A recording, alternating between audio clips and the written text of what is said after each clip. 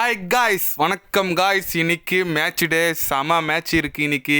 Chennai versus Punjab வேறு ரீசெண்டாக ஃபார்மில் இருக்காங்க. 250+ ரன்னை சேஸ் பண்ணுறாங்க. ஜானி பெஸ்டோ அப்படி இப்படின்னு சொல்லிட்டு சதா சிங் அப்படின்னு சொல்லிட்டு நல்ல நல்ல பிளேயர்லாம் இருக்காங்க. இன்றைக்கி பஞ்சாப் கண்டிப்பாக சவாலாக தான் இருக்கும் சென்னை அணிக்கு. அதை தொடர்ந்து சென்னை அணிக்கு ஒரு பேட் நியூஸ்னே சொல்லாங்க. நல்லா போட்டு நம்ம பத்திரனுக்கு இன்ஜுரி ஆகிட்டு இருக்குங்க.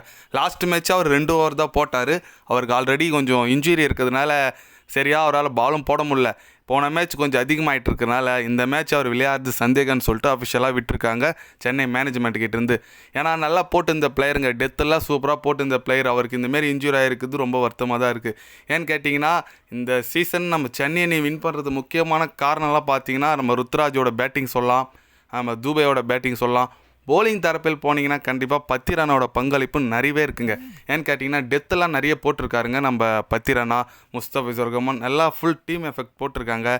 ரீசெண்டாக நல்லா போட்டிருக்க பிளேயரு அவர் இந்தமாரி இன்ஜுரி ஆகிருக்குது ரொம்ப வருத்தமாக தாங்க இருக்குது. ஏன்னு கேட்டிங்கன்னா ஒரு மல்லிங்க ஆக்ஷனோட ஸ்ரீலங்கா கூட அவ்வளோ நல்லா இது வரைக்கும் பண்ணதில்லை, T20 சரி அதுலேயும் சரி.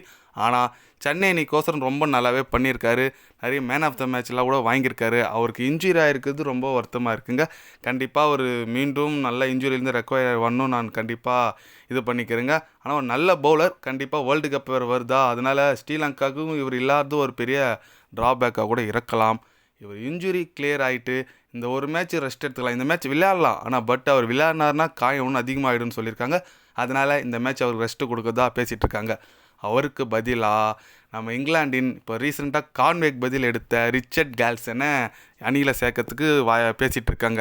ஏன்னு கேட்டிங்கன்னா பத்திரனா டெத் பவுலர், அவருக்கு டெத் பவுலர் ரீப்ளேஸ்மெண்ட்டாக கண்டிப்பாக கேல்சன் இருப்பார், ரிச்சர்ட் கேல்சன் இருப்பார். ஏன்னு கேட்டிங்கன்னா ஒரு டொமஸ்டிக் நிறைய பால் போட்டிருக்காரு, டெத்தில் நிறைய போட்டிருக்கிறதா ஒரு ரெக்கார்டு இருக்குது. ஏன்னு பார்த்தீங்கன்னா டாலாக இருக்காருங்க. ஒரு டாலுக்கு ஏக்கர் வச்சாங்கன்னா கண்டிப்பாக ஆடுறது ரொம்ப கஷ்டம்.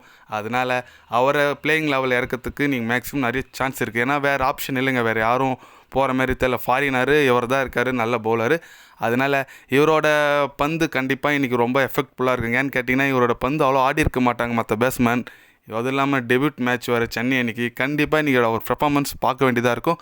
நல்லா பண்ணுவார் நான் எதிர்பார்க்குறேங்க. எத்தனை பேர்லாம் ரிச்சர்ட் கேல்சன் பிளேயிங் லெவலில் வரணும், அப்படி இல்லைனா வேறு எந்த பவுலர் எடுத்துகிட்டு வந்தால் உங்களுக்கு நல்லா இருக்கும் நினைக்கின்னு சொல்லிட்டு கமெண்ட் பண்ணிட்டு போங்க. இப்போ ஒரு வேர்ல்டு கப் ஸ்குவாடர் வந்துச்சு, அதில் ஒரு பேட் நியூஸ் என்னென்னு பார்த்தீங்கன்னா நம்ம கைக்வாடு எடுக்கலைங்க. பேக்கப் பிளேயராக கூட அவர் எடுக்கலை. அதுதான் கொஞ்சம் வருத்தமாக இருக்குது. எத்தனை பேரெல்லாம் கைக்வாடு எடுக்காது வருத்தமாக இருக்குதுன்னு நினைக்கிறீங்கன்னு சொல்லிட்டு கமெண்ட் பண்ணிட்டு போங்க. இது போன்ற ஸ்போர்ட்ஸ் நியூஸை தெரிஞ்சுக்கணுன்னா சேனலை சப்ஸ்கிரைப் லைக் பண்ணிக்கோங்க. கண்டிப்பாக கிரிக்கெட் பற்றி, முக்கியமாக IPL பற்றி day by day channel update வரும்.